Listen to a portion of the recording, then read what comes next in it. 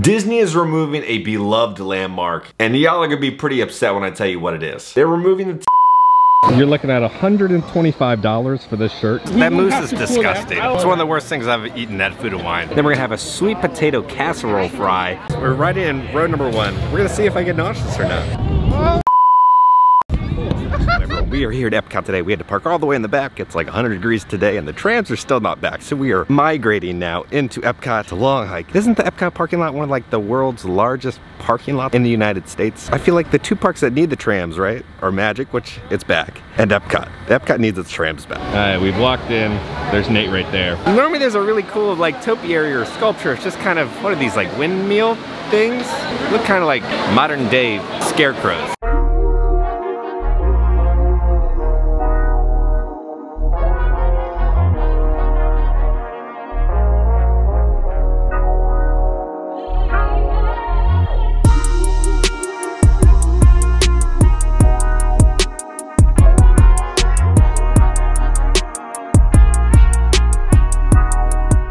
Like, I don't want to take a photo with this thing. Normally there's something cool and grand, there's a giant Remy or Goofy or something. You gotta grab the Vessel Passport, presented by Corksicle. We're gonna go on Cosmic Rewind real quick. This is where the outside queue was. They kind of took the umbrellas from Galaxy's Edge. It looks like Jabba's barges. They added some benches out here, but yeah, just look kind of cheap, just throwing a bunch of umbrellas out there. And now this is gonna be my second time riding it. We're gonna show you what Lightning Lane looks like. We're entering into Lightning Lane, Wonders of Xandar, from our world to yours. You enter in from the right side, so you still kind of come into what, the planetarium.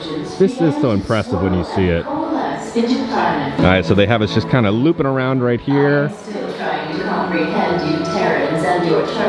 Alright, so this is standard. So you have to get a boarding group. You just can't wait for the ride. It's kind of like how Rise of Resistance was. So you have to get a boarding group, then you can come back. So that's standard. But then you can get a boarding group, and then you get Lightning Lane, and you get to enjoy this wonderful themed hallway. Okay, we're just gonna see our first bit of theming. Okay. They got a hologram. It's not going to show up on camera, but... So you walk by the back of the hologram that you see in the standby queue. There's Rocket and Groot. So just a couple holograms, and then you're here. I would say if it's your first time riding this, do the standby, because you're missing out on all the story and all the cringeness and all the design that the Imagineers put into this ride for the queue. I hope you have enjoyed exploring the wonders of Xandar. And you get to enjoy this wonderful themed hallway. I am Centurion Talmeric, and we're just about ready to teleport you up to the ship for the demonstration. Alright, now I've only run this once. We're riding in road number 1. We're gonna see if I get nauseous or not. I know they made the trash cans bigger on the exit because people were vomiting, so we'll see how it is in this current state.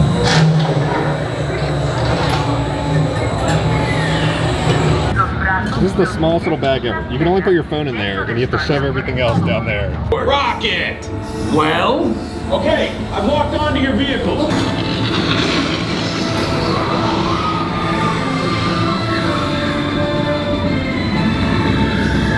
It was useless to follow me. What is that noise? Noise? No one's gonna stop. Yes, yeah, here we go.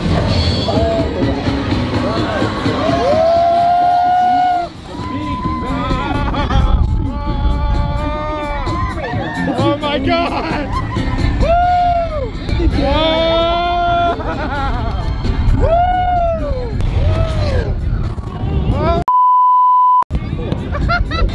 We're here. It's about time. Of course it is about time. Have you not been paying attention? Ah! Oh my God. And welcome to the Guardians of the Galaxy. I just finished. I definitely feel nauseous and kind of queasy and very lightheaded, and my mouth is very like dry. But we rode road number 1, and there's nothing to really look at, right? You can't follow a train vehicle, so you're just like looking at space and the projections, and I feel pretty bad right now. If I had drinks in me or food, I think there would be Galactic Mount Vesuvius happening. Now, Guardians is open. When I was here, it was for the preview, so I really thought they were going to be bringing in Gamora and Star-Lord, right? Kind of do the dance party that they have at Avengers Campus in in Disneyland and Disneyland Paris. Or they were gonna bring out the giant Groot meet and greet, but they didn't bring anything. So there's no entertainment, there's no really synergy of like Guardians going on the outside, which kind of stinks. All right, so over here, they're still building the Play Pavilion. Now, I don't think the Play Pavilion is gonna come out until 2024, right? To give kind of competition to Nintendo, because it's gonna be kind of an interactive themed experience. It's still happening. We've seen like construction crews in there and everything, but I don't think it's to be coming out until 2024 to kind of compete with Epic Universe, which opens in 2025. It's a hot and sunny day. Our first car of the day, it's a new one. It's called the Fry Basket. This is normally where the donuts used to be. You know, I love French fries. We'll see how these are. All right, now this is very useful. We bought the Remy Spork. You can use it here for the French fries. I don't know why it's being sold with the French fries, but we got the Spork. Now they give you a nice little business card for the fry basket to tell you what you're eating. So first off, we're gonna have a sea salt malt vinegar fries. Then we're gonna have barbecue bacon fries with smoked aioli. Then we're gonna have a sweet potato casserole fry with candied pecans, toasted marshmallow cream, and caramel whiskey. That's exactly what I wanted on a 100-degree day. So we'll do the salt and vinegar ones first. It's like just a standard French fry with a little bit of the vinegar flavor. Now we'll do the ones with the bacon.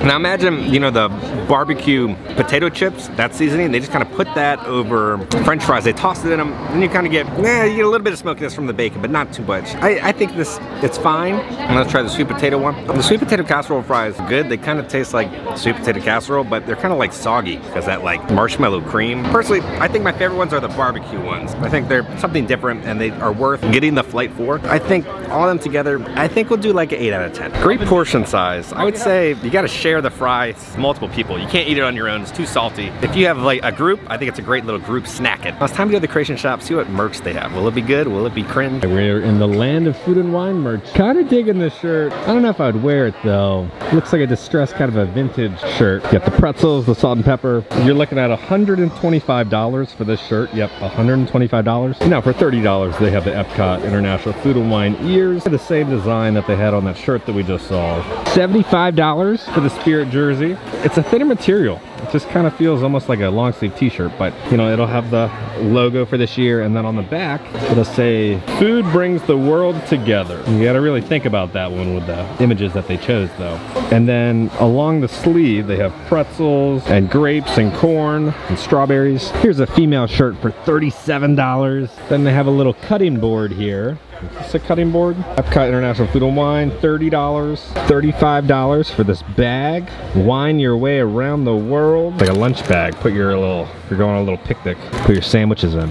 Here's the new limited edition Magic Band. The thing is, these are all going to be outdated because the new Magic Band will be coming out pretty soon. They made 3,660. I don't know why. You can see Figment right there on the side. Food and wine, and then just some, you know, fruits and veggies.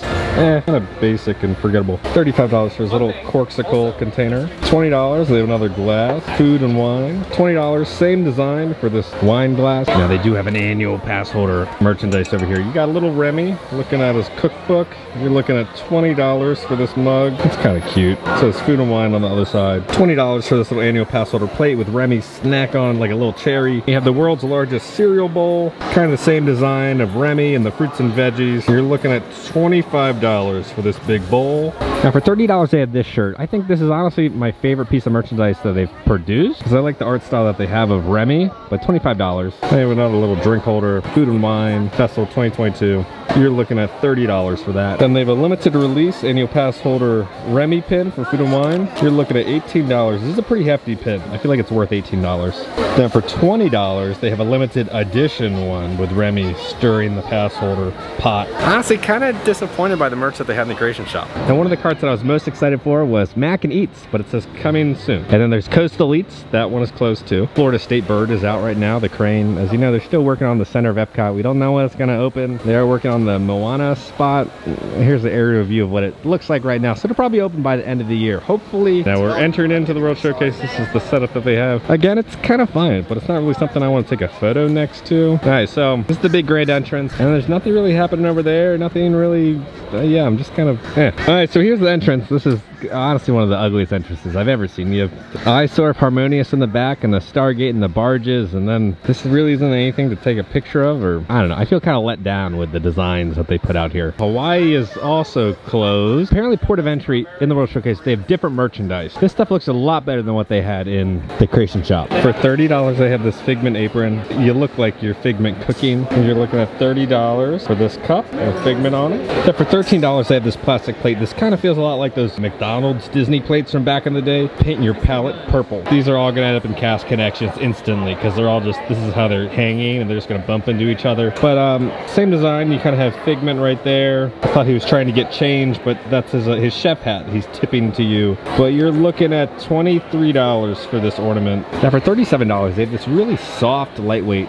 women's t-shirt with Tiana cooking her beignets. I actually really dig this shirt. It's simple. Then for $20, you know these, this is where you like put powdered sugar in it and you can put the powdered sugar on the beignets. It's gonna be $20. So you could have Tiana, the same design. So they have little towels in here. Kind of got this basket and towel set. You're looking at $40 for Tiana. That's a nice little design. I like all the Tiana merch that they made. So they have two new Dooney Burke bags. They're probably $200 to $300, but they do have this short sleeve t-shirt. You're looking at $30. Food and Wine Festival, but on the back, it has Mickey Mouse and it says, "Let's eat." But for $25, they have this little mystery pin set of the same kind of art design, but of Mickey. Then they have a wooden pizza platter for $30. It said, "I've got pizzas." What? Pizza. What does it say?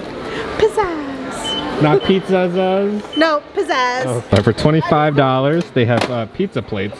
I don't know who just eats one slice of pizza though, but they're like plastic. The next one is gonna be Earth Eats. We got the Strawberry Freeze featuring Twinings lemon and ginger herbal tea with Kettle One botanical cucumber and mint vodka. Okay, let's see what we're dealing with. Oh, it's a squishy little cup.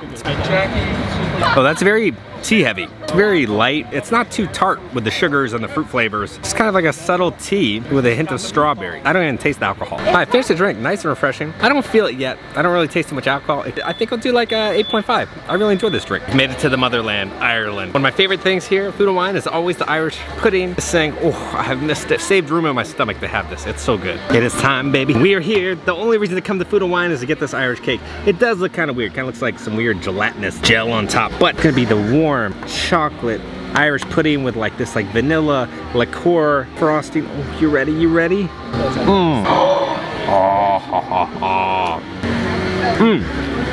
It's like a warm cake brownie batter. It's ooey and gooey. It's so good. Okay, 10 out of 10 as always. It's a must. One of my favorite things to eat here at Disney.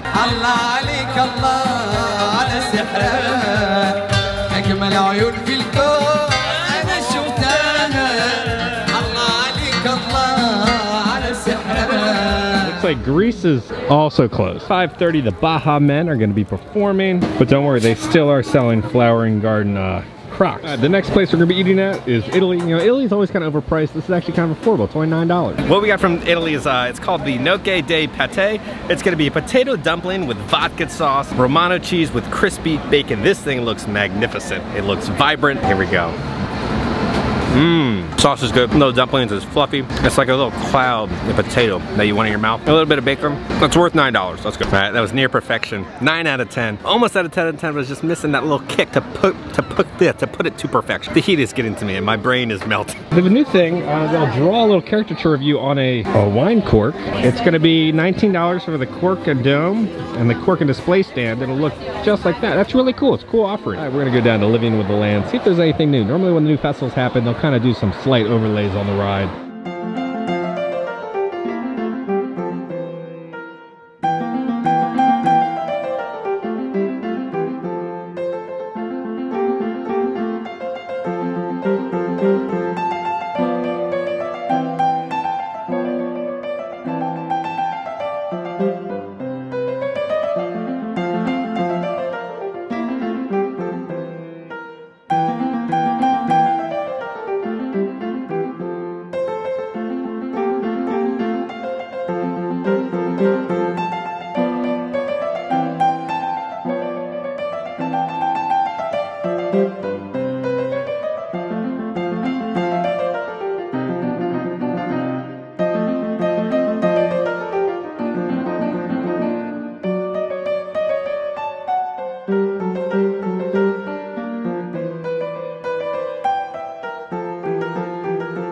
Now, that was a nice little subtle food and wine overlay. I felt like they put more effort into living with the land, with like making it more food and wine themed than they did in the entire park. So it was really cool to kind of see the plants, and then the plants kind of showed this rice was used in this dish in India and everything. So it was really cool to see the plant to connect it with a dish that was made. Time to go to the next little booth, the Shimmering Sip. They have a mimosa flake. I didn't know this, but I just bought one of the mimosas on its own. But if you're coming, I would suggest going with the flake because it's only $14. But I got the key lime mimosa. It's gonna be a key lime sparkling wine with cranberry juice. They said it's gonna be a white cranberry on the inside. Let's see how it is.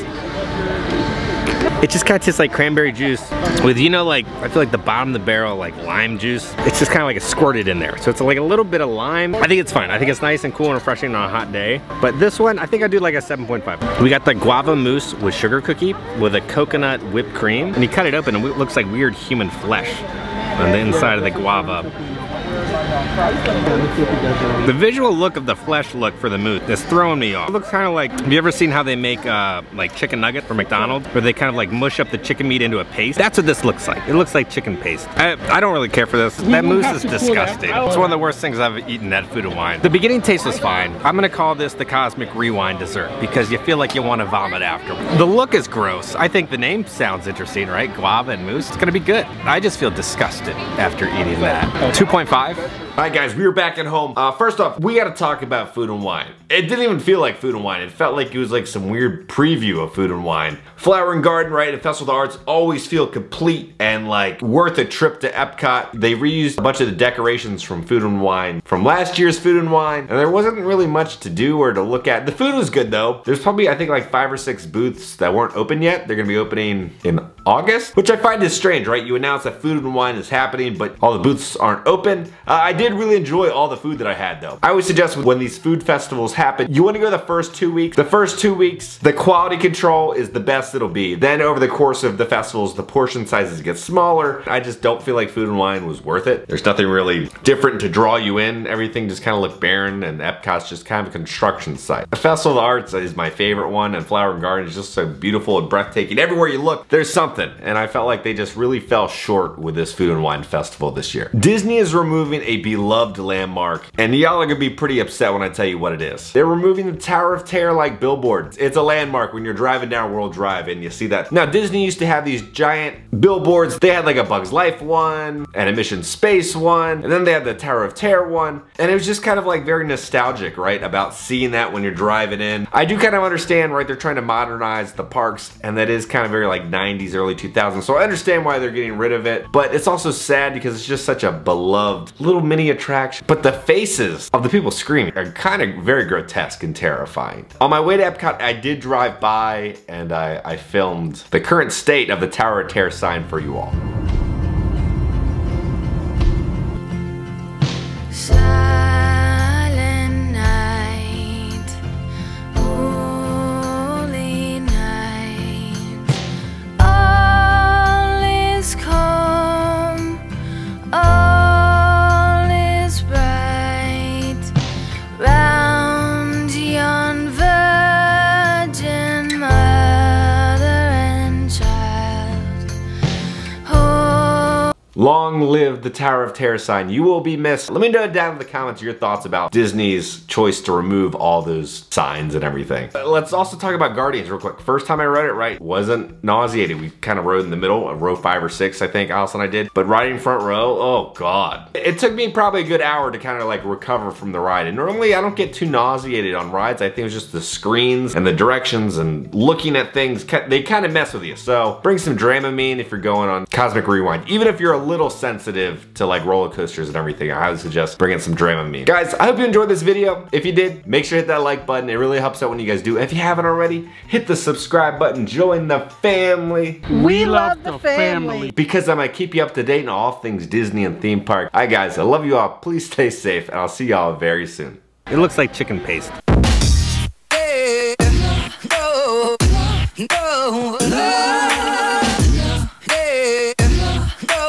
Oh my God, look at this sign.